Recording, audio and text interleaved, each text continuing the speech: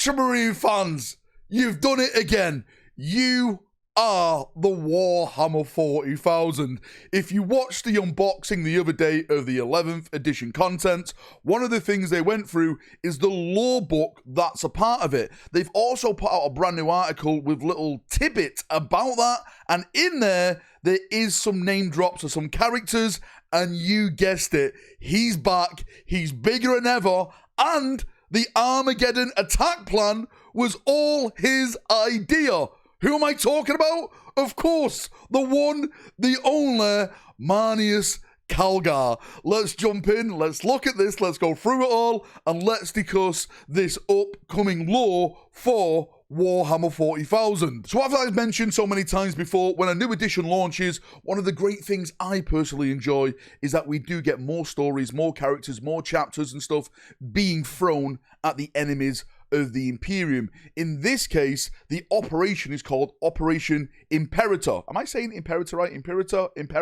I don't know. That's how I'm saying it, but Operation Imperator. And the text at the bottom of the screen now, let's read it together because this is the big indication on what is going to be featured in this book. It says, the book features details about some of the main Space Marine chapters on Armageddon, including the Blood Angels, the Salamanders, the Crimson Fist, the Ultramarines, the Black Templars, and the White Scars. That's not all of them. I'll actually show some more of the chapters off in a second that they kind of revealed during the live stream, and the Orc clans that they're fighting. The Goths, Evil Suns, Death Skulls, Bad Moons, Snakebites, and Blood Axes.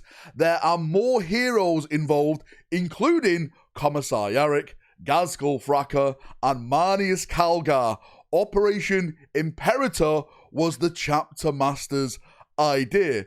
So, even though the Ultramarines weren't on the box set, they weren't a center of attention, this whole thing is their idea.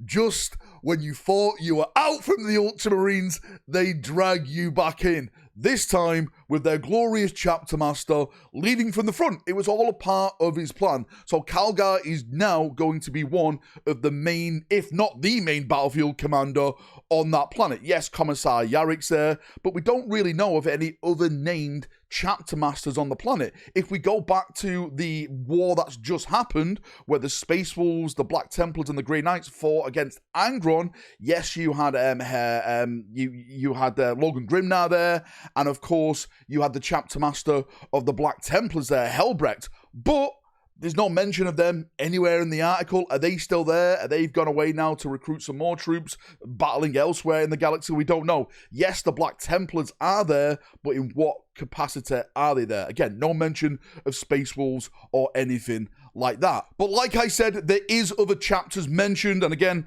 text at the bottom of the screen if you want to read it along with me. It says, Operation Imperator, hopefully I'm saying it right, has sections that focus each on key war zones on Armageddon and the list of the forces involved. Can the combined might of the Salamanders, the Stormlords, the Subjugators, and the Black Templars, again, that's more chapters mentioned. There is more chapters on this planet. Again, we'll go through that towards the end of the video, but you can see now, so the Salamanders, the Stormlords, the Subjugators, the Black Templars, of course, the Crimson Fist, that makes 3 successor chapters of the Sons of Dawn. Surely we should be in charge of this operation, right? We have the most gene seed, technically, on this planet. Well, depending how many Ultramarines have deployed. Knowing Marneus Calgar, is it going to be most of the Ultramarine chapter, right? I don't know. Are they still fighting Leviathan in the Segmentum Pacificus? There's so many bloody things. There's so many questions more than answers that I'm getting from this that I really want to jump in and deep dive. I'm going to put an image up in the background right now so you can see some of the stuff, how it's going to show this off. Again, you can see the Subjugator, the Salamanders, the Black Templars, the Stormlords and stuff all fighting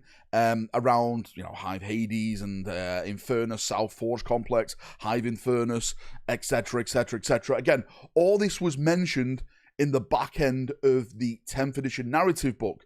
Right now, as it stands, again, when this launches, this is going to be a different lore, but right now, as it stands, basically, the Orcs have won Armageddon, right? They are the main victorious people right there. The Commissar Yarrick has fallen back. It's in disarray, and of course, it ends with the Astartes fleet in orbit and drop pods landed. But right now, as it stands, the Orcs have won Armageddon. Armageddon, technically, does belong to them. So they have a victory, but how long is that victory going to last for the Orcs? I'm hoping, again, this may come across as heretical for me, I am hoping that the Orcs actually do win Armageddon and they get their base of operation back, because Armageddon, for those who know, is Ullanor. It's their planet. It's their terror. So for them to actually get that planet back and then potentially start rebuilding that Orc empire that was so present like 10,000 years ago, I think that could be a pretty cool narrative stuff. And then you keep sending crusade fleet to try and take it back, and then we can have like a big narrative and stuff like that, all a part of it, to take back Armageddon. I think that would be cool. But right now, as it stands, the Orcs are winning, but I'm sure with the Space Marines arriving, it's going to be ripped from their grasp.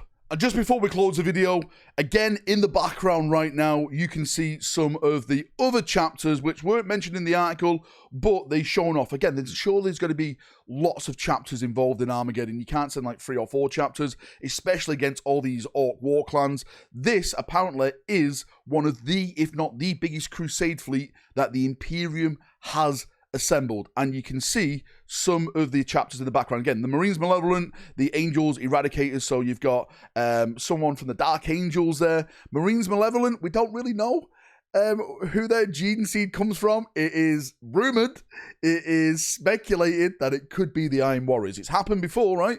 The Iron Warriors do have loyalist gene seed currently in action. The Minotaurs, yes, the Minotaurs are sons of Perturabo, if you want to believe the guy that actually made the chapter for the, is it Imperial Armor books? All those bloody years ago. But anyway, yes, more chapters involved. I would love to get your thoughts on this. Like, the Imperator book, I just completely butchered the name, the Imperator, that is a FOMO book. You can only get it with this box set. Is that a good idea? Is that a bad idea? Personally, I think that's a terrible idea.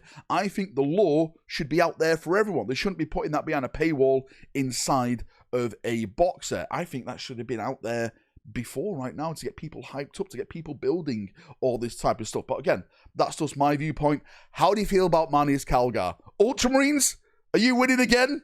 Is this whole thing just an Ultramarine world that we're living in, and we just have to put it up, right? The Blood Angels can't even have a couple of seconds as the front runners of this edition. No. It's all Calgar's plan, and you guys are just used to look cool. That is basically it, Blood Angels, right? You're just there to look pretty, while the Ultramarines, of course, come in and take all the glory as they normally do. I've experienced it. I've been there, right?